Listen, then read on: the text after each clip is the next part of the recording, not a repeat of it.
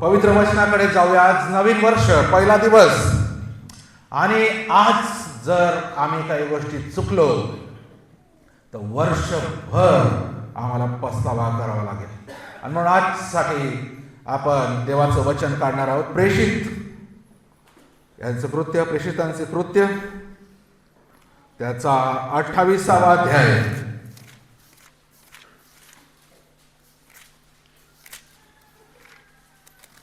प्रेषित 28 आणि 1 ते 6 वचन आपल्याला मिळालं असेल आपल्या पवित्र शास्त्रामध्ये.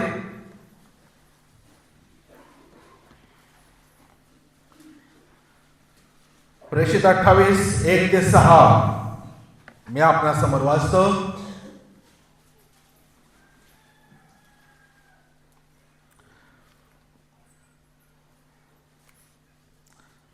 मिलिता येथे पाऊल, असे आम्ही निभावल्यावर त्या बेटाचे नाव मिलिता आहे असे आम्हा समजले. तेथी बरोबर लोकांनी आम्हावर विशेष उपकार केले, म्हणजे पाऊस व गारठा असल्यामुळे त्यांनी शेकोटी पेटवून आम्हा सर्वांचा पाहुणचार केला. तेव्हा पाऊल काटक्यांची मोळी आणून शेकोटीवर घातली. इतक्यात उष्णता झाल्यामुळे एक साप बाहेर निघून त्याच्या हातात झोपून राहिला. ते जीवाणू त्याच्या हाताला लटकलेले पाहून बरोबर लोक एकमेकांना म्हणू लागले, खरेच हा माणूस घातकी आहे. हा समुद्रातून वाचला तरी न्यायदेवता त्याला जगू देत नाही. त्याने तर ते जीवाणू विस्तवात झटकून टाकले आणि त्याला काही इजा झाली नाही. तो सुजेल किंवा एकाएकी मरून पडेल ह्याची ते वाट पाहत होते. पण बराच वेळ वाट पाहिल्यावर त्याला काही विकार झाला नाही असे पाहून ते आपले मत बदलून म्हणाले, हा कोणी देव आहे. प्रेषित पाऊल हा पहिल्या शतकातील एक मुख्य प्रेषित आहे. येशू ख्रिस्ताने त्याच्या हाती सोपविलेली सेवा त्याने मोठ्या विश्वासाने, आस्थेने त्याने केलेली आम्हाला दिसते. सेवेच्या निमित्ताने, सुवार्ता प्रसार करण्याच्या निमित्ताने तो पुष्कळ ठिकाणी फिरत होता. पुष्कळ ठिकाणी त्याला क्लेश झाल्या, वेदना झाल्या, दुःख झाले. ते सर्व तो सहन केले. आता त्याच्या ह्या सुवार्तेच्या 3ऱ्या फेरीमध्ये तो एका बेटावर आला. त्याचं नाव होतं मिलिता. त्याला माहिती नाही, तो तिथे पोहोचल्यावर त्याला समजलं हे मिलिता बेट आहे. आणि तिथे असताना तिथे थंडी, गारठा खूप होता आणि त्या लोकांनी त्याचं आगत स्वागत केलं आणि शेकोटी पेटवली. आणि त्या शेकोटीवर पावलाने काटक्यांची मोळी करून त्या शेकोटीवर ती घातली. आणि उष्णता वाढल्यामुळे त्या काटक्यांमध्ये एक साप होता. त्या सापाने पावलाच्या हाताला धरलं आणि पावलाच्या हाताला धरून तो झोंबून राहिला. आणि ते विषाणू पावलाने सहज असं विस्तवात टाकून दिलं. तो एक विषारी नाग होता. ह्या लोकांना वाटलं ह्याला समुद्रामध्ये वादळ आले, न्याय देवतापासून याला मरण येणार होतं, पण वाचला, तिथे पण वाचला. आता न्याय देवता याला सोडणार नाही. त्यांनी साप पाठवलेला याला मारण्यासाठी. आणि ते वाट पाहू लागेल, आता सुजेल, मग सुजेल, हा आता एकाएकी मरून पडेल. पण असं लिहिलं आहे, त्यांनी खूप वाट पाहिली, पण पावलाला काही इजा झाल्याचं त्यांना दिसून आलं नाही. ही घटना जरी वाचायला सोपी वाटते, परंतु प्रियानो, आम्ही ह्या जगात हे एक जंगल आहे. या जंगलात आम्ही राहत आहोत. येथे आध्यात्मिक रीतीने पुष्कळ विंचू आहेत, साप आहेत, विषारी अतिविषारी साप आहेत. आणि हे साप या निर्जन आणि ओसाड प्रदेशामध्ये आम्हाला झोपण्याचा प्रयत्न करत असतात, रोज झोपण्याचा प्रयत्न करत असतात. तेव्हा पावलाप्रमाणे आम्हालाही त्यांना रोज त्या विस्तवात झटकता आलं पाहिजे. ज्याला त्या सापांना झटकता आलं तो जगेल. ज्यांना हे साप झटकण्याची शक्ती अजून नाही, त्यांच्यासाठी रोज मरण आहे. कारण ते रोज डसत आहे, ते रोज आमच्या नसांमध्ये विष भरत आहे. एक प्रतीक म्हणून आपण याला साप समजूया. पावलाच्या हाताला तो साप अशा प्रकारे झोंबला असेल आणि पावलाने त्याला सहज विस्तवात फेकले. या जगामध्ये हे विविध प्रकारचे साप पहिल्या दिवसापासून, या नवीन वर्षाच्या पहिल्या दिवसापासून देवाचं वचन आम्हाला सांगत आहे, आम्ही जिथे कुठे जाऊ, जे काही करू, या जगामध्ये असताना आमचं कामाचं ठिकाण असेल, आमचं व्यवसायाचं ठिकाण असेल, आम्ही रस्त्यावरून जात असेल, हे साप आमच्या हाताला झोपण्याचा प्रयत्न करतात आणि त्यांचं असलेलं विष आमच्या नसांमध्ये भरण्याचा प्रयत्न हे साप करतात. आणि त्या लोकांना वाटलं हा आता सुचेल, त्या लोकांना वाटलं आता थोड्या वेळाने सुचेल, त्या लोकांना वाटलं की त्या बर्बर नावाच्या लोकांना वाटलं की हा एकाएकी मरून पडेल, त्याला काही झालं नाही, त्याला काही इजा झाल्याचं दिसून आलं नाही.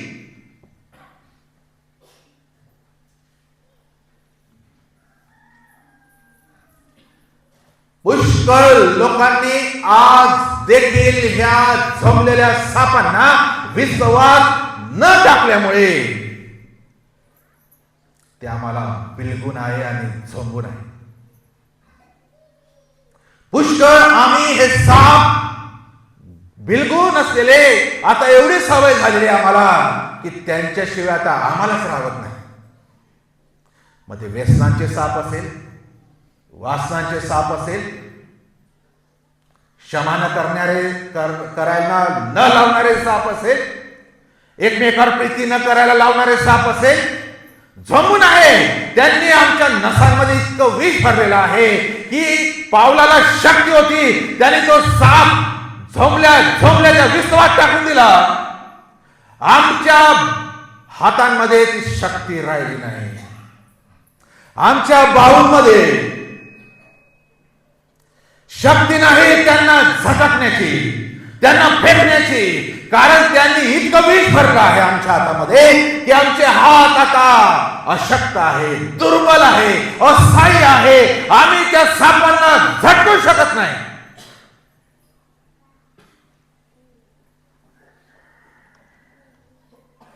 जितक्यांना देवाचा आत्मा चालवत आहे या पहिल्या दिवशी, प्रियांनो, देव आम्हाला सांगत आहे 2025 संपला काल, 26 मध्ये आम्ही आहोत. आता हे साप परत वर्षभर उराशी घेऊन चालता कामा नाही तर आम्हाला हे जगू देणार नाही तर आम्हाला हे श्वास देखील घेऊ देणार नाही. गणनाचं पुस्तक 21वा अध्याय, गणना 21 4 ते 7.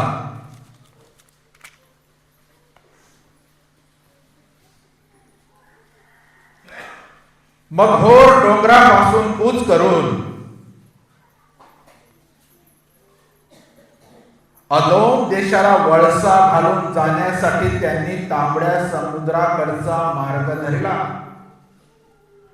त्या वाटेत लोकांचे मन अधीर झाले.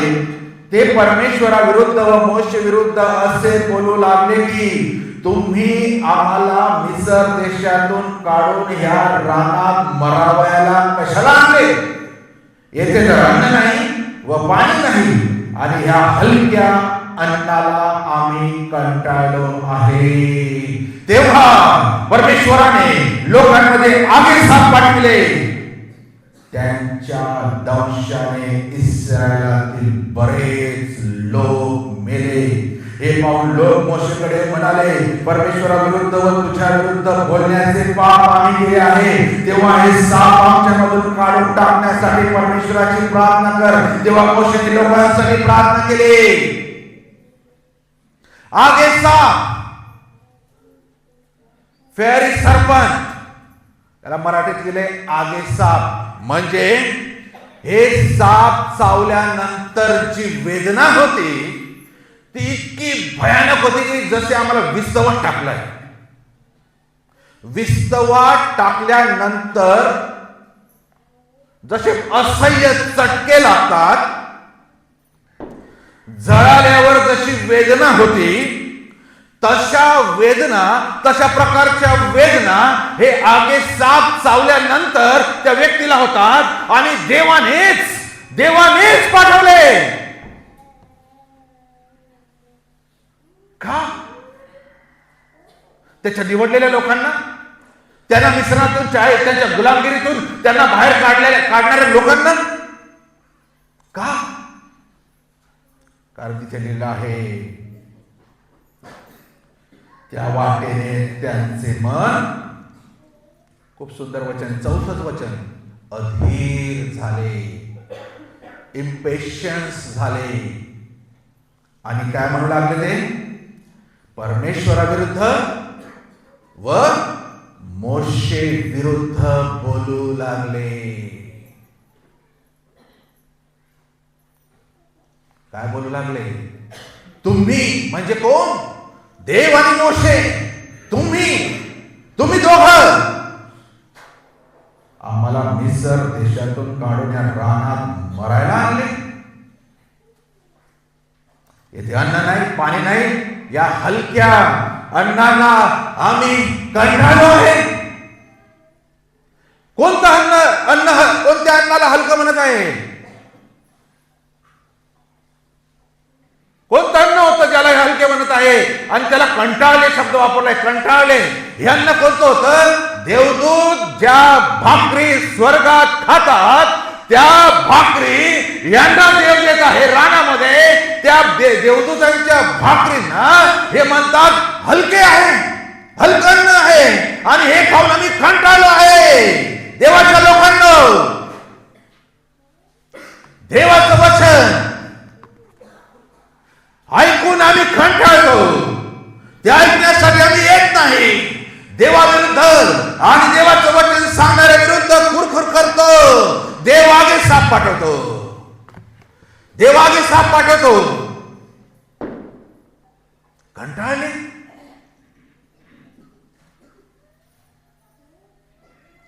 देवाचं वचन, देवाची भाकर, येशू म्हणतो मी जीवनाची भाकर आहे, मला तुम्ही खा. ती खायला लोक नाहीत. आम्हाला जगिक अन्न साठी आम्ही लाईन लावतो ताट घेऊन.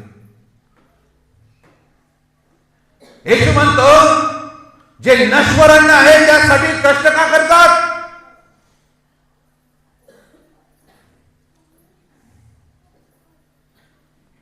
मला खरंच वाईट वाटलं 29 तारखेला ज्या लोकांसाठी मला पाठवलं इथे. आम्ही दुपारी खूप गर्दी होती, पण संध्याकाळी खूप कमी लोक. मला माहिती नाही आम्ही काय निवडतो, काय निवडावं, आपल्या वैयक्तिक गोष्ट आहे. आम्हाला वाटतं देवाचं वचन, देवाची उपस्थिती, देवाच्या समक्षता ही हलकी आहे, हलकी. हे नाही आम्हाला बाहेरच्या गोष्टी पाहिजे, बाकी गोष्टी आमच्यासाठी हलक्या आहेत, आम्ही कंटाळलो आहे. ते लोक म्हणजे आम्ही कंटाळलोय खाऊन खाऊन. काय झालं? काय झालं? त्यांचं काय झालं बघा.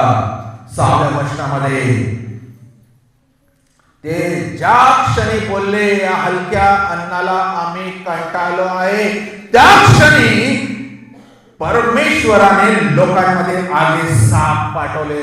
काही दिशातून आले असतील, कुठून ऑलरेडी वाट पाहत असतील त्या जंगलामध्ये, आपल्याला माहिती नाही काय संख्या. यांची संख्या होती 20 लाख.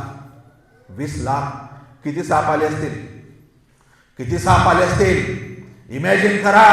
किती साप देवाने पाठवले असेल. ह्यांच्या उद्धटपणामुळे, ह्यांच्या बेउपकारीपणामुळे, ह्यांच्यावर केलेल्या उपकार दिलेल्या सर्व देवाने निष्ठा राखून यांना चालवलं, यांना सोडवलं, यांच्यावर दया केली, यांच्यावर उपकार केले, यांना स्वर्गीय भाकर खाल्ली, तरी हे बेउपकारी होतात. यांना कंटाळा येतो, यांना आवडत नाही. देवाने हजारो लाखो साप त्या रानात तयार केले असेल ह्यांना चावायला हो.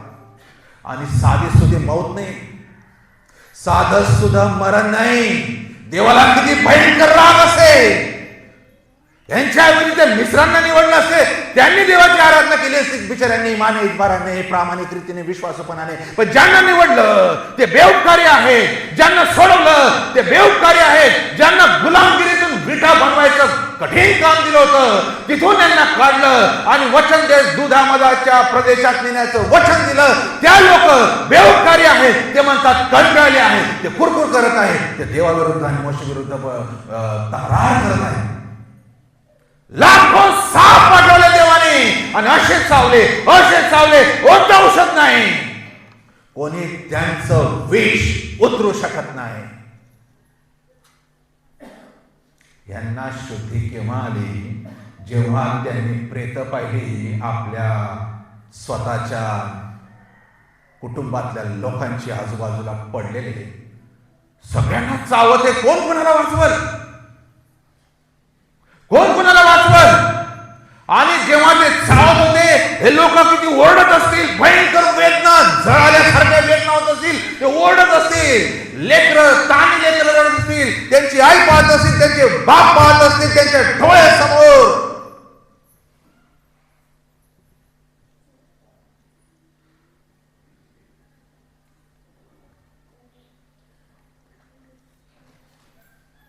तेव्हा बरेच लोक मेल्यावर 7व्या वचनात दिलंय, लोक मोशेकडे म्हणाले. ही स्टेटमेंट आहे 7व्या वचनाची. तेव्हा लोक मोशेकडे म्हणाले, परमेश्वराविरुद्ध, तुझ्या विरुद्ध बोलण्याचे पाप आम्ही केले आहे. तेव्हा हे साप आमच्यामधून काढून टाकण्यासाठी परमेश्वराची प्रार्थना कर. ज्याच्या विरुद्ध बोलत आहे त्याच्याकडे विनंती करायला भाग पडलं. ज्याच्या विरुद्ध कारस्थान करत आहे त्याच्या विरुद्ध त्याच्याच कडे परत यावं लागलं. देव न्यायी आहे. मोशे बिचारा राजमहालात राहणारा व्यक्ती होता. त्यांनी सर्व सोडून यांच्यासाठी तो त्या अरण्यात वाळवंटात फिरत आहे. त्याच्या विरुद्ध बोलतात, देवाविरुद्ध बोलतात, मरण आहे. आणि ते साप असे झोंबले. प्रियानो, या नवीन वर्षामध्ये हे वेदना देणारे साप, परमेश्वराचा विसर आम्हाला पाडायला लावणारे साप, परमेश्वराला पाठ दाखवायला लावणारे साप, अतृप्त साप झटकून देऊया. कारण हे जर झंबून राहिले, आम्ही परमेश्वराला पाठच दाखवू, परमेश्वराविरुद्धच बोलू. परवडणार नाही. आम्हाला कोणाला परवडणार नाही. नाश आहे. आशीर्वाद तर सोडा, नाश आहे. अनुवादाचं पुस्तक याचा 8वा अध्याय.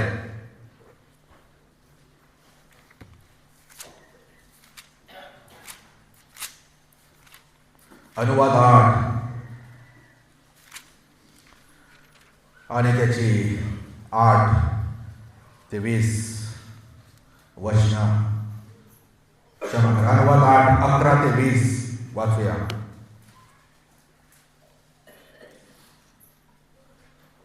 सावधेस, नाहीतर ज्या आज्ञा व नियम व विधी मी तुला आज सांगून देत आहे ते पाळायचे सोडून तू आपला देव परमेश्वराला विसरशील. तू खाऊन पिऊन तृप्त होशील आणि चांगली घरे बांधून त्यात राहशील. तुझी गुरेढोरे व शेरडे मेंढरे यांची वृद्धी होईल. तुझे सोने रुपे व तुझी सर्व मालमत्ता वाढेल. तेव्हा तुझे मन उन्मत्त होऊ नये आणि तुझा देव परमेश्वर ज्याने तुला मिसर देशातून दास्यगृहातून काढून आणले त्याला तू विसरू नये म्हणून सांभाळ. आग्या सापांनी व विंचवांनी व्यापिलेल्या घोर व भयानक रानातून आणि वृक्ष व निर्जन भूमीतून त्याने तुला आणले. त्याने तुझ्यासाठी गारेच्या खडक्यातून पाणी काढले. तुला लीन करावे व कसोटीस लावून शेवटी तुझे कल्याण करावे म्हणून तुझ्या पूर्वजांना माहीत नसलेला मान्ना खाऊ घालून तुझे पोषण केले. तसेच हे धन माझ्या सामर्थ्याने व बाहुबलाने मिळविले आहे असे तू मनात म्हणू नको. पण तू आपला देव परमेश्वर याचे स्मरण ठेव, कारण त्याने तुझ्या पूर्वजांशी शपथपूर्वक केलेला करार कायम पाळण्यासाठी तोच तुला आजच्या प्रमाणे धनप्राप्ती करून देण्याचे सामर्थ्य देत आहे. तुम्ही आपला देव परमेश्वराला विसरून अन्य देवाच्या मागे लागाल, त्याची सेवा करा व त्यांना दंडवत घाला तर खात्रीने तुमचा नाश होईल. हे मी तुम्हाला प्रतिज्ञापूर्वक सांगतो. ज्या राष्ट्रांचा राज परमेश्वराने तुमच्या देखत करणार आहे त्यांच्याप्रमाणे तुम्ही नाश पावाल, कारण तुम्ही आपला देव परमेश्वर यांची वाणी ऐकली नाही. परत एक रिमाइंडर आहे. परमेश्वराने केलेल्या उपकारांची आशीर्वादांची अवहेलना करणारे साप, विस्मरण करणारे साप परमेश्वर म्हणतो यांना झटकून टाका. नाही तर ज्या राष्ट्रांचा नाश तुमच्या डोळ्या देखत केला आहे तसा तुमचाही नाश मी करेन. खाऊन पिऊन तुम्ही तृप्त, घर दार सोनं गुरे ढोरे सर्व तुम्ही आहात असे म्हणू नका. माझ्या शक्तीने मी केलेलं आहे. किती बेवखारी लोक आहेत. मोशे देवाकडे त्यांच्यासाठी नियम घ्यायला गेला पर्वतावर. त्याला वेळ लागला, यांना वाटला मेलावर. अहरोनाला म्हणतात आमच्या देखत चालला असा देव बनव.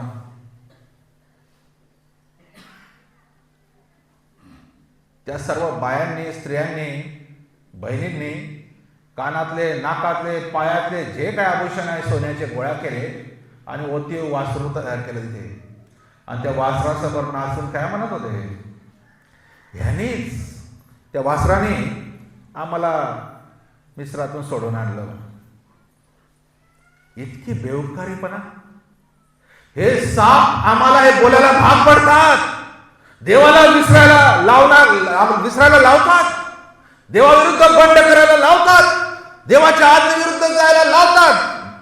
डोळे देखत वचन आहे पण आम्ही त्याची अवहेलना करतो, त्याचा अवहेर करतो. ते पाळत नाही आणि वाचतात, फक्त नावाला वाचतो आम्ही, त्याप्रमाणे आम्ही चालत नाही. आम्ही त्या वासराला म्हणतो आम्हाला सोडवणारा तो वधस्तंभावरचा नव्हता, तोच आम्हाला चालवत आहे, सोडवत आहे. तुझ्यामुळे आम्हाला सर्व आशीर्वाद आहे असे म्हणतात. देव आगे साप पाठवल आणि साधं मरण नाही, तडपून धडपून मार. कारण तो म्हणतो मी तुला निवडलं, माझ्या पुत्राने तुझ्यासाठी प्राण दिला. त्याने तुला दास्यातून, अंधारातून, गुलामगिरीतून पापाच्या सोडवलं. त्या सापाचा डोकं वधस्तंभावर ठेचलं तुझ्यासाठी. आणि तू म्हणतो त्या लोकांसारखा की मला सर्व करणारा हा देव आहे. आणि म्हणून देवाच्या उपकारांची, आशीर्वादांची अवहेलना करणारे, विस्मरण आणणारे साप आज या 1 तारखेला झटकून देऊया. यांचं विष इतकं आज जाईल ना. देवाला विसर पाडणारे साप हे आम्हाला फक्त नाताळाला आणतात, हे आम्हाला फक्त नवीन वर्षाला आणतात आता डायरेक्ट काय गुड फ्रायडेला येतील. हे ज्यांच्या नसांमध्ये विष भरलेलं आहे ना, फक्त आता गुड फ्रायडेला येतील. असंही आहे, आम्ही त्यांना दोष देऊन चालणार नाही. कारण ते विष एवढं भरलंय ना सापांनी की आम्हाला विस्मरण होतं देवाचं, देवाच्या उपकारांचं विस्मरण होतं. देवाने इतके उपकार केले, रोज आम्ही जिवंत का आहोत. त्या दिवशी आराधनेमध्ये वचन आलं आमच्याकडे. आम्हाला वाटतं आम्ही जिवंत आहोत, माझ्या शक्ती आहे, माझं अजून खूप आयुष्य बाकी म्हणून मी जिवंत या बोलतलावर. असं नाही, तो कोणीतरी माझा जीवलग मित्र तिथे देवाच्या शेजारी बसला उजवीकडे, आणि देव म्हणतो याचा उपयोग नाही, ह्याला उकळून फेकून द्या झाड. खूप झालं याचं. ज्या उद्देशाने याचं रोपण केलं, ज्या उद्देशाने ह्याला तिथे ठेवलं, त्या मंडळीत, त्या जागेत, त्या शेतामध्ये अजून यांनी फळ दिलेलं नाही. ह्याला आता मुळासकट उपटा आणि जाळायला टाका. तो माझा कोणीतरी आहे ना तिथे मित्र, तो म्हणतो देवाला थांब, एवढं वर्ष वाटतं. मी ह्याच्या भोवती, या झाडाभोवती थोडं खोदतो, थोडी मशागत करतो, थोडं खत पाणी टाकतो.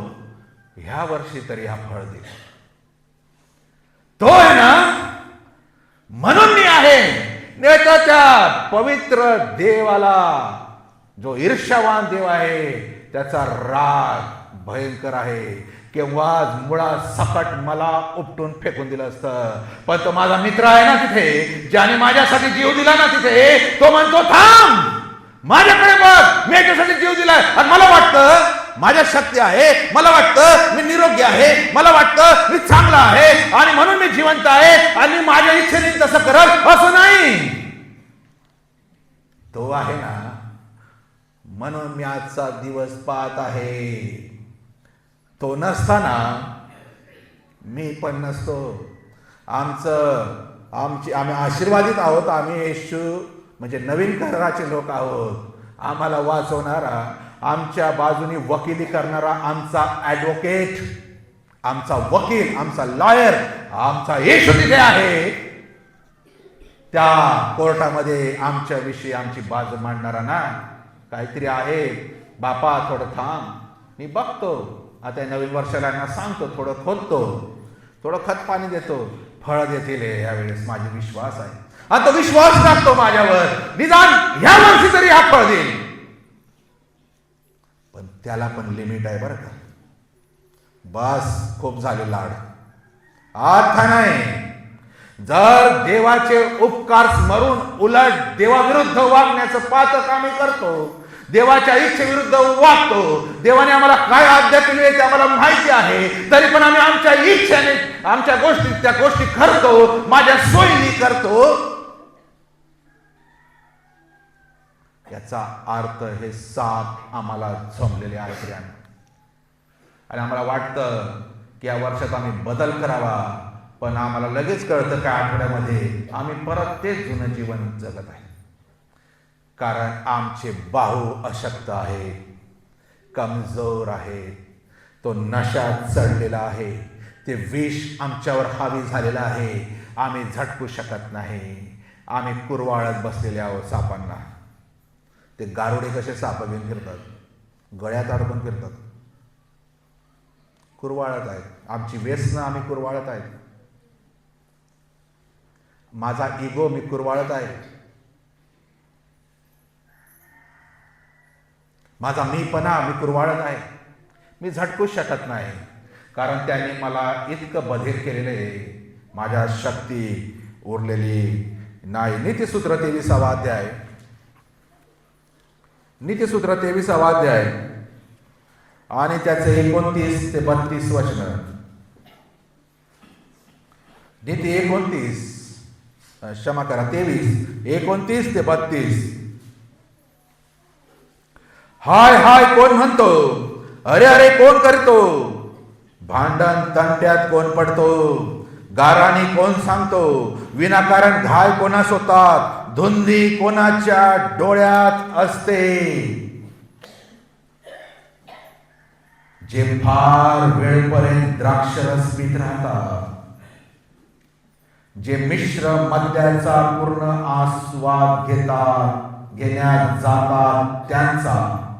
द्राक्षरस कसा तांबडा दिसतो, प्याला कसा चमकतो, घशातून खाली कसा सहज उतरतो, ते पाहत बसू नको. शेवटी तो सर्पाप्रमाणे दंश करीतो, पुरुषाप्रमाणे झोपतो. हे पाहत बसू नको, शेवटी तो सर्पाप्रमाणे दंश करतो, पुरुषाप्रमाणे झोपतो. पुरुषाचा हे साप चावल्यावर, पुरुषा जातीचे साप चावल्यावर जिभेची अत्यंत आगाग होते आणि जीभ अशी कोरडी पडते. त्या व्यक्तीचा जीव पाण्याच्या एका थेंबासाठी तरसून जातो. जसं आम्ही अधोलोकात तो श्रीमंत व्यक्ती बघा आज पण आहे, तो वर प्रार्थना करत आहे, त्याची जीभ कोरडी पडलेली आहे आणि तो म्हणतो अब्रामाला की लाजराच्या करंगळीत पाणीच असं बुडवून करंगळीचा एक थेंब माझ्या जिभेवर टाक. एक थेंबाची किंमत. द्राक्षरस, दारुडे फार वेळ दारू पीत राहतात.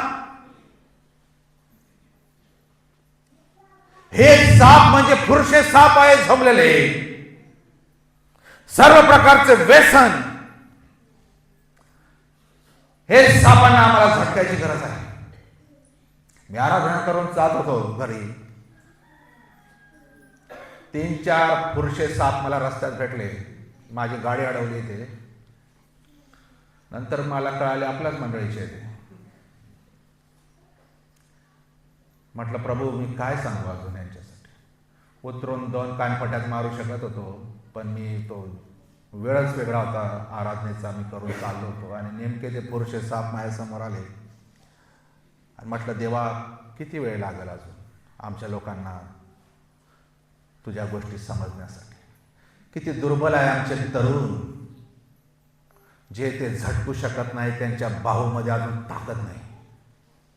कोण करेल, कोण जाईल, कोण सांगेल, हे केव्हा सुधरेल. हे पुरुषे साप आमच्या मंडळीत हवी आहेत.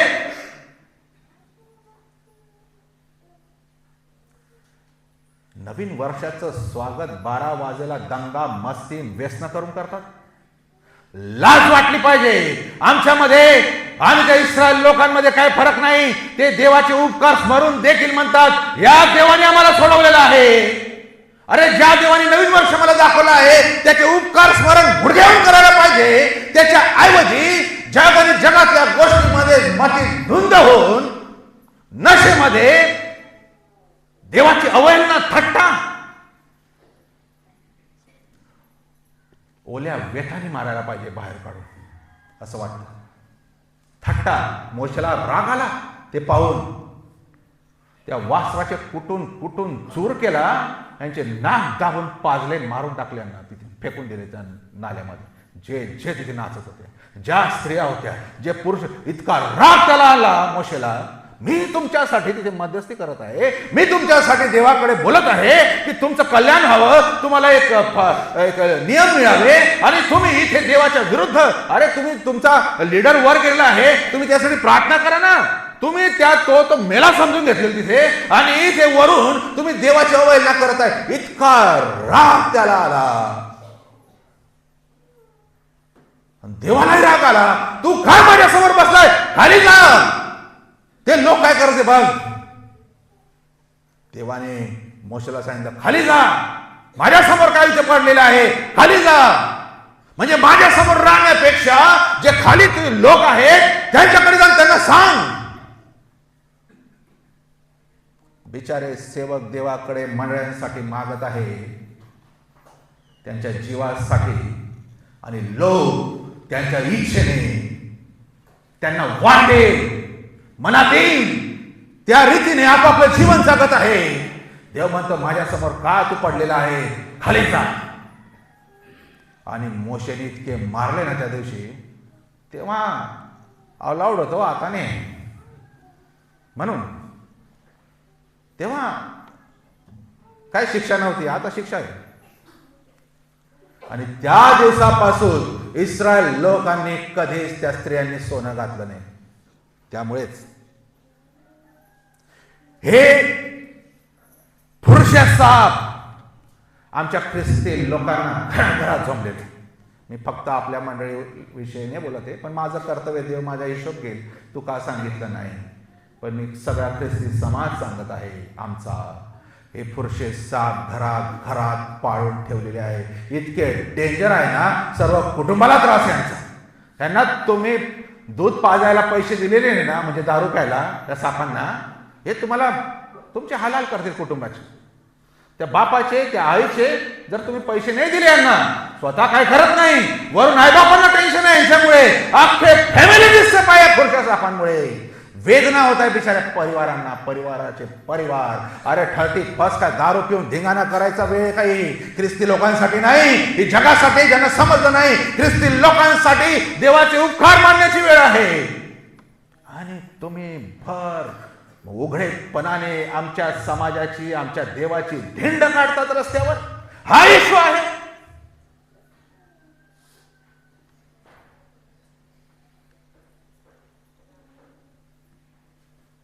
उपदेशाचकाचं पुस्तक 10वा अध्याय आणि 8वं वचन.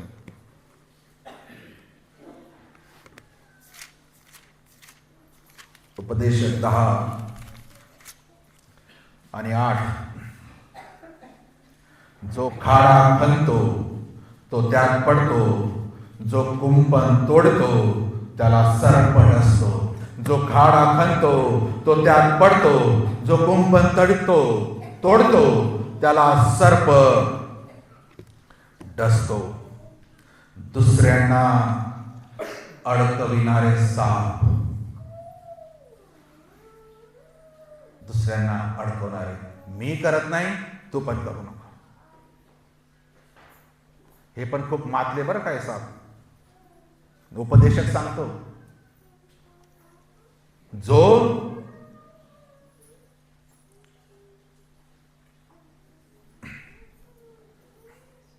8वं वचन, जो खाडा खणतो म्हणजे जो खड्डा खणतो तो त्यात पडतो, जो कुंपण तोडतो त्याला सर्प डसतो. आम्हाला देवाने कुंपणात ठेवलं नाही, मेंढवाडा.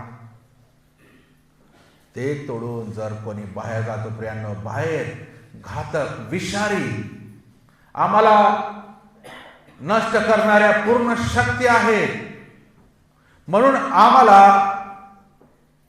आमचं सेफ्टी, आमची सुरक्षा कुंपणामध्येच आहे. कारण कुंपणामध्ये आमचा प्रभू येशू त्याने आम्हाला ठेवलेला आहे. आणि म्हणून हे जे अडकवणारे साप आहेत, हे आम्हाला कुंपण तोडायला भाग पाडतात, तिथून इशारे करतात, तिकडे काय बसलेला, बाहेर आहे जरा, आपण मजा करू. आणि हे अडकविणारे साप, त्याच्या इथं पुष्कळ वचने, वेळ नाही आपल्याकडे. सर्वात मोठा दोषी आहे जो दुसऱ्याला अडखळतो. अडखळलेल्या व्यक्तीपेक्षा जो त्याला अडखळवितो, अडखळण करण्याला कारणीभूत असतो, तो देवाच्या दृष्टीने जास्त दोषी, जास्त गुन्हेगार आहे. आणि त्याला सर्प डसतो. उपदेशक म्हणतो, मी म्हणत नाही. यशायाचं पुस्तक 30वा अध्याय, लवकर जाऊया. यशाया 30, यशाया 30 6 ते 10 कोणीतरी वाचा.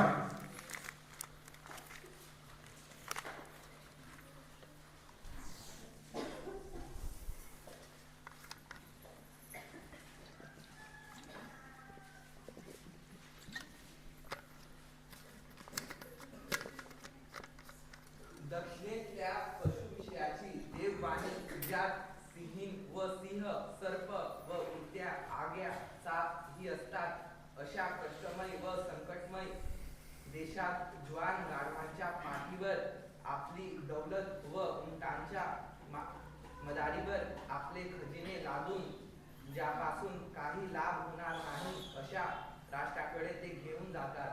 मिस्राचे सहाय्य कवडीमोल व व्यर्थ ठरेल. म्हणून या मिस्रास राहाब म्हणजे स्वस्थ बसणारे महामुख असे नाव मी देतो. तर आता चल त्याच्या समक्ष हे पाटीवर वहीत टिपून ठेव, म्हणजे ते पुढील पिढ्यांसाठी युगानुयुग राहील.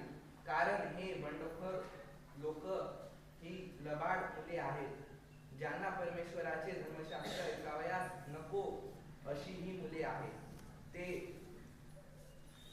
द्रष्ट्यास म्हणतात दृष्टांत पाहू नका, संदेष्ट्यास म्हणतात आम्हास यथार्थ गोष्टींचा संदेश सांगू नका, आम्हास गोड गोड गोष्टी सांगा, कपट वचने सांगा. दक्षिणेच्या पशूंविषयी देववाणी ज्यात काय आहे? ज्यात सिंहीण व सिंह, सर्प व उडता आग्या साप ही असतात. आता इथे एक नवीन साप आलाय, उडता साप. तुम्ही म्हणाल नवीन वर्षाला काय साप घेऊन आले? हे घेऊन नाही आले, हे दाखवत हे काढायला आले. नवीन वर्षाला पुष्पानं नवीन चांगल्या आशीर्वादाच्या गोष्टी आम्हाला ऐकायच्या आहे. कुठून साप आहे? आशीर्वाद मिळणारच नाही जोपर्यंत साप आहे.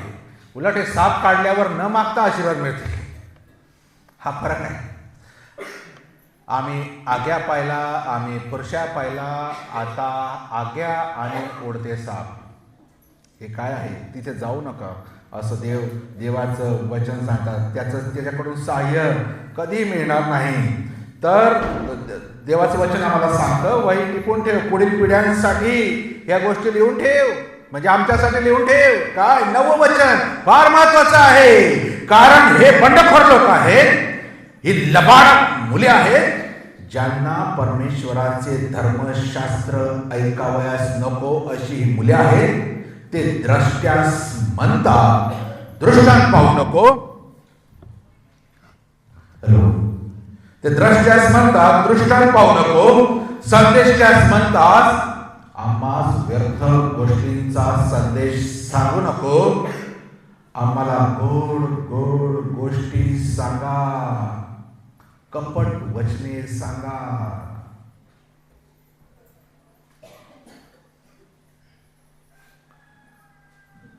हे जे साप आहे, उडते साप, देवाचं वचन संदेश ऐकायला न लावणारे साप, त्याच्यापासून दूर पळून नेणारे आम्हाला साप. कारण ते उडतात.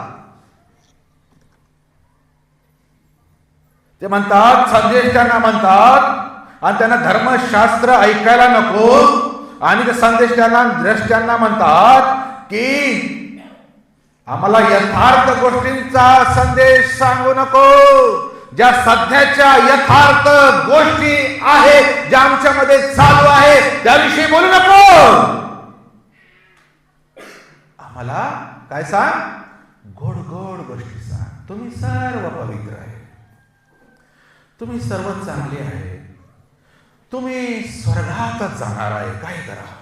आणि देव मला सांगत आहे, देव मला दाखवत आहे, हे वर्ष खूप आशीर्वादाने तुम्हाला भरणार आहे, तुम्हाला असं करणार आहे, तुम्हाला आम्हाला गोड गोष्टी ऐकायच्या हो. हे कुठून साप आणले तुम्ही? हे त्यांना सांगतात. कपट वचने आम्हाला सांगा असं ते संदेष्टा, म्हणजे तो देवाचं वचन सांगतो त्याला सांगतात. आणि मग तो भाऊ किती चांगला आहे, हो, ती बहीण किती चांगली आहे, आम्हाला असं ऐकायचं आहे माझ्याविषयी, मी किती चांगला आहे. देवाचं वचन आधी कधी सांगत नाही. देवाचं वचन आमचा दोष दाखवतं. का? कारण आमच्यावर ते प्रेम करतं. का? की आम्ही तो दोष दूर करावा आणि सत्य गोष्टी जाणून देवाचं वचन आम्ही निवडून, देवाचाच मार्ग आम्ही निवडावा. गोड गोड गोष्टी ऐकणारे शेवटी तिकडे आम्हाला दिसून येते. आणि पूर्ण अध्याय जर तुम्ही वाचला, वेळ नाही आपल्याकडे, तर हे उडणारे साप आणि ह्या प्रकारात उडणारे साप जे स्वतःला धार्मिक आणि नीतिमान समजणारे त्या लोकांसाठी आहे. ते कंपॅरिझन करतात. आम्हाला काय ऐकायचं आहे, आम्हाला काय ग्रहण करायचं आहे, आम्हाला काय ऐकल्यानंतर आम्हाला मजा वाटेल, चांगलं वाटेल, आमची कॉलर एकदम टाईट होईल आणि मी खूप भारी आहे असं आम्हाला सांगणार. म्हणजे ह्या कॅटेगरीतले उडते साप चावणारे लोक हे आहेत. देवाच्या वचनाची खेळ करायला स्वतः करायचा आणि सांगणाऱ्याला करायला लावणारे साप उडते साप आहे. मी ठरवल, माझा टॅग, माझं नाव, माझं टायटल मी ठरवल. तुम्ही कोण सांगू शकत नाही. पण काय करणार, आम्हाला तर सांगावं लागेल. कोणी सांगू न सांग, आमची ड्युटी आहे नाही. आणि तुम्ही आम्हाला गोड गोड गोष्टी सांगा, असे देवाचं वचन, देवाचा निरोप ऐकू न देणारे सहा प्रियांनो का आम्हाला जमलेले आहेत? का ते मला सांगतात तू खूप पवित्र, खूप चांगला, खूप नीतिमान, खूप धार्मिक, तू असं करतो, तू तसं करतो, बस तुला पश्चाताप करायची गरज नाही, तू सर्वात चांगला आहे तर तू आहे. हे विष आमच्यात भरलंय त्याने, धार्मिकतेचं विष आमच्यात भरलंय. आम्हाला वाटतं धार्मिकता आहे, धार्मिकता नाही, शुद्ध फसवणूक आहे. जेव्हा आम्ही वचन वाचू आणि त्याचा बोध आम्हाला कळेल, आम्हाला समजेल आमची भयंकर मोठी फसवणूक केलेली आहे या उडत्या सापांनी. मला माहिती नाही तुम्ही पाहिले असाल नसाल, पण मी पाहिले टीव्ही ते उडणारे साप कसे असतात. डिस्कवरी इथूनच विष मारतात तिथपर्यंत आंधळे करून देतात, दिसत नाही. असे साप जर चावले असेल प्रियांनो, आम्हाला नीट होण्याची गरज. आमोसचं पुस्तक 5वा अध्याय,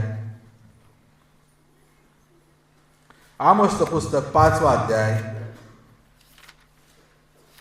आणि त्याचं 4 आणि 19 वचन. आमोस 5:4. कारण परमेश्वर इस्रायलच्या घराण्यास म्हणतो, मला शरण या म्हणजे वाचाल. आणि 19 वचनात लिहिलं आहे, या एखादा मनुष्य सिंहापासून पळतो, तो त्याला अस्वल गाठते, तो घरातून भिंतीला हात टेकितो, तो त्याला सर्प दंश करतो, तसा हा प्रकार आहे.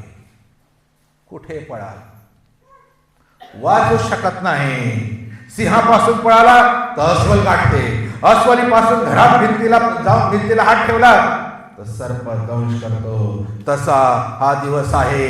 म्हणजे 8 वचनात दिला आहे, कारण परमेश्वर इस्रायलच्या घराण्यास म्हणतो, मला शरण या म्हणजे वाचाल. देव आम्हाला वाचण्यासाठी एकच गोष्ट, देवाला शरण जाणं. आणि देवाला शरण जाणं म्हणजे पश्चाताप करणं. आणि हे साप आम्हाला, हे भिंतीवरचे साप आम्हाला पश्चाताप करू देत नाही. पश्चातापाची कोणाला गरज आहे? आपण असं जर विचारलं तर किती लोक खऱ्या रीतीने सांगू शकतील, मला गरज आहे. देवाचा प्रेषित इतका महानदास पाऊल म्हणतो, संत पाऊल म्हणतो, जेवढे पापी ना त्याच्यात पहिला मी आहे. कोण म्हणतो? संत पाऊल. आमची काय अवकात. आणि म्हणून प्रियांनो, हे भिंतीवरचे साप आम्हाला पश्चाताप करू देत नाही. भिंतीवर म्हणजे कुठे? घरात, घराघरात भिंतीवर साप ठेवलेले आहे. आम्हाला वाचायची गरज आहे. आणि लोक 10 आणि 19 मध्ये आम्हाला प्रभू येशूने स्वतः या गोष्टी सांगितलेल्या आहेत. लोक 10 आणि 19 मध्ये लिहिलं आहे, पहा मी तुम्हाला साप आणि विंचू ह्यांना तुडविण्याचा व शत्रूच्या सर्व शक्तीवरचा अधिकार दिला आहे. तुम्हाला काही एक बाधणार नाही.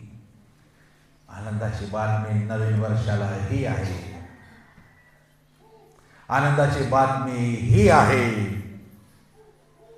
की ह्यांना तुडवण्याचा अधिकार आम्हाला दिला आहे. यांना पावलाप्रमाणे फेकण्याचा अधिकार आम्हाला दिलेला आहे. यांना या सर्व शत्रूंच्या जेवढ्या मी शक्ती आहे त्यांच्या वरचा अधिकार आम्हाला दिला आहे. आम्ही वापरत नाही. हा फरक आहे. आम्ही वापरत नाही. बाप्तिस्मा करणारा योहान मत्ती 3:7-10 मध्ये म्हणतो, जेव्हा बाप्तिस्मा करणारा योहान अरण्यामध्ये प्रचार करत होता तेव्हा यरूशलेम यहुदिया येथील अनेक लोकांनी पश्चाताप करून पापे कबूल करून योहानाकडून बाप्तिस्मा घेतला. पण जेव्हा परुषी शास्त्री, जे शास्त्रामध्ये पारंगत आहे, ज्यांना देवाचं वचन तोंडीपाठ आहे, काना मात्रा माहिती आहे, हे पण आले बाप्तिस्मा घ्यायला. तेव्हा बाप्तिस्मा करणारा योहान म्हणतो त्यांना पाहून, वाचायचं आहे 7 ते 10, तो म्हणतो सापाच्या पिल्लांनो तुम्हाला हे करण्यास कस काय बुद्धी आली, नाही का, एक शॉर्ट मध्ये सांगितलं. कोणी तुम्हाला सांगितलंय पश्चाताप करायला? इतक्या कडक शब्दामध्ये बाप्तिस्मा करणारा योहान म्हणजे सापांचे पिल्ल म्हणजे खरंच सापांचे पिल्ल का? नाही, तो स्वभाव मनुष्यामध्ये असणं, सापाचा स्वभाव असणं, त्यांची कृत्य, त्यांची करणी सापासारखी असणं. 2 जिभेचा साप असतो, कात टाकतो, नवीन होतो असं त्याला वाटतं, कात टाकल्यामुळे नवीन होतो, हा तोच राहतो. किती बी काती टाकल्या, कितीही मुखवटे केले, पण ढोंगी ते ढोंगेच राहते. आणि जोपर्यंत पश्चाताप आम्ही करत नाही तोपर्यंत किती काता टाका फायदा होणार नाही. आणि म्हणून बाप्तिस्मा करणारा योहान ओळखतो. येशू ख्रिस्त स्वतः मत्तई 12 मध्ये येशू त्यांना पाहून म्हणतो, म्हणजे ह्याच लोकांना पाहून म्हणतो, सापांच्या पिल्लांनो हाक मारतो. कारण येशूच्या दृष्टीने त्यांची हृदये कपटी आहेत. तो त्यांच्यामध्ये ते कपट बघतो. साप कसा आहे? कपटी आहे, धूर्त आहे. त्यांनीच फसवलं नाही का सुरुवातीला? धूर्त आहे. चांगल्यांना फसवायची शक्ती त्याच्यामध्ये. आम्हाला वाचलं पाहिजे. आणि हा स्वभाव मनुष्याच्या हृदयातून निघणारे सर्व वाईट जर त्यांना झोंबून राहिलेले, त्यांना जर आम्ही झडकले नाही तर ह्या गोष्टी आम्ही अशाच करत राहणार आहे. आणि मत्तई 23 मध्ये आम्ही बघतो, येशू म्हणतो, येथे येशू खून करणारा किंवा बंधूला द्वेष करणारा विषय म्हणतो, असा नित्य जीवन आहे जिथे नरकदंड आहे. या शेवटल्या दिवसांमध्ये हा आत्मा पुष्कळ लोकांना झोंबून आहे. द्वेष करण्याचा आत्मा, बंधूंचा द्वेष करण्याचा आत्मा पुष्कळ लोकांना आज झोंबून आहे. आध्यात्मिक नेत्यांचा द्वेष करणे, आईवडिलांचा द्वेष करणे, भावंडांचा द्वेष करणे, भयानक शिक्षा अशा लोकांना आहे. जर हे द्वेषाचे साप यांचा स्वभाव आम्ही आज सटकला नाही तर आपला जीव, प्राण, आत्मा, शरीर याच्या विरुद्ध कितीतरी शत्रू काम करत आहे. हे साप अनेक रूपात आपल्याला त्रास देत आहे. आज रोज डे टू डे लाईफ मध्ये, दैनंदिन जीवनामध्ये आपलं शरीर, आपला जीव, आपला आत्मा सर्व सैतानाने पूर्ण ताकद लावून दिलेली एखाद्या देवापासून गिळंकृत करण्याची. पाप, आजार, दुर्बलता, दुःख, ओझ, मरण, कळत न कळत ह्या गोष्टी आम्हाला झोंबून आहेत. त्या खास दिवशी पावला पुढे अग्नी पेटत होता आणि त्या सापाला जो त्याला झोंबला त्याने त्या अग्नीत फेकून दिला. आपल्याला जर असा प्रसंग आला, यावर आम्ही कसा विजय मिळवणार? हे झोंबलेले साप ह्यांच्यावर आम्ही कसा छुटकारा आम्हाला मिळणार? ते म्हणजे देवाचा अग्नी आमच्या समोर आहे. तो पेटत राहायला पाहिजे. हा अग्नी शत्रूंना चाळून टाकेल. स्तोत्र 97 आणि 3 मध्ये लिहिलं आहे. स्तोत्र 97 आणि 3. त्याच्या पुढे अग्नी चालतो आणि त्याच्या सभोवतालचे शत्रू जाळून टाकतो. सेल गेलेज. त्याच्या पुढे अग्नी चालतो आणि त्याच्या सभोवतालचे शत्रू जाळून टाकतो. आमचे शत्रू हे देवाचे शत्रू आहे. हा अग्नी पवित्र आत्म्याचा, देवाचा अग्नी देवाच्या लोकांच्या उन्नतीसाठी अनेक प्रकारे त्याचा अभिषेक आमच्यावर आहे. मत्ते 3 आणि 11 मध्ये आम्ही बघतो,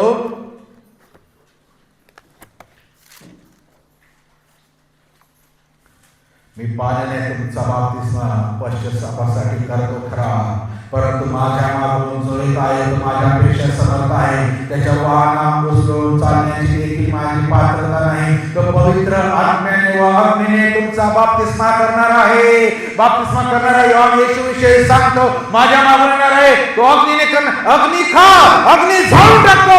जर त्या सापाला जाळून टाकलं, सर्व वाईटाला जाळून टाकलं, जोपर्यंत पवित्र आत्म्याचा अग्नी आमच्यामध्ये नाही तोपर्यंत साप आम्हाला डसत राहते. आणि जेव्हा देवाचा अग्नी आमच्यामध्ये उतरेल, जेव्हा देवाचा पवित्र आत्मा रूपी अग्नी आमच्यामध्ये असते, आम्ही स्वतः सभोवतालचे सर्व शत्रू तो जाळून टाकेल. देवाचा अग्नी देवाच्या लोकांसाठी, त्यांच्या उन्नतीसाठी अनेक प्रकारे काम करतो. शत्रूंचा विध्वंस करतो. त्याचा मुख्य उद्देश आहे आपल्याला दंश करून नाश करणारा, आम्हाला देवापासून दूर नेणारा शत्रू आत्ताच त्या देवाच्या अग्नीमध्ये आम्हाला झटकणं फार मोलाची आणि अत्यावश्यक अर्जंट तातडीची आहे.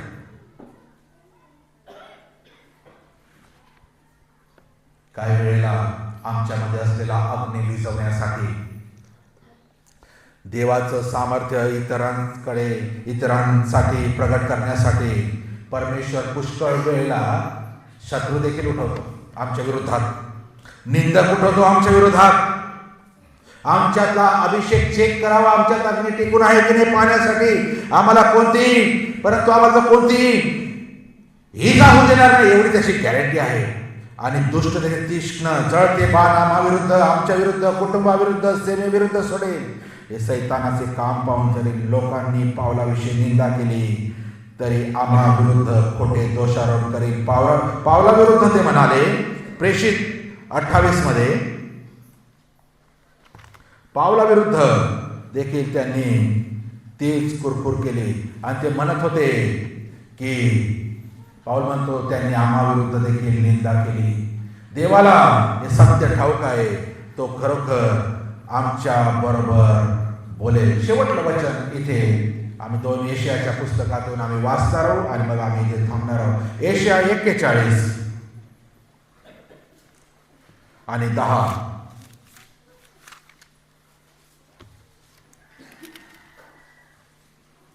एशिया 41 आणि 10. तू भिवू नको, कारण मी तुम्हा बरोबर आहे. घाबरू नको, कारण मी तुझा देव आहे. मी तुला शक्ती देतो, मी तुझे सहाय्यही करतो. मी आपल्या धार्मिकतेच्या उजव्या हाताने तुला सावरतो. तेव्हाच एशिया 54 आणि 14 ते 17. धार्मिकतेने तू खंबीर होशील, जाचापासून दूर राहशील, का ती तुला भीतीच उरणार नाही. तू धाकापासून दूर राहशील, तो तुझजवळ येणार नाही. पहा, तुझवर गर्दी झाली, ती मजकडून झाली नाही. तुझ्यावर कोण गर्दी करेतो, जो करील तो तुझ्या पुढे पडेल. पहा, लोहार विस्तव फुंकून आपल्या कामाला पाहिजे तसे अंतर घडतो. त्याला मी उत्पन्न केले आहे, विध्वंस करण्यासाठी विध्वंसकही उत्पन्न केला आहे. तुझ्यावर चालविण्याकरिता घडविलेले कोणतेही हत्या तुझवर चालणार नाही. तुझवर आरोप ठेवणाऱ्या सर्व जीवांना तू दोषी ठरवशील. परमेश्वराच्या सेवकाचे हेच वचन आहे, हीच पासून मिळालेली त्याची धार्मिकता आहे असे परमेश्वर म्हणतो. असू द्या निंदकांच्या विरुद्ध बोलणारे,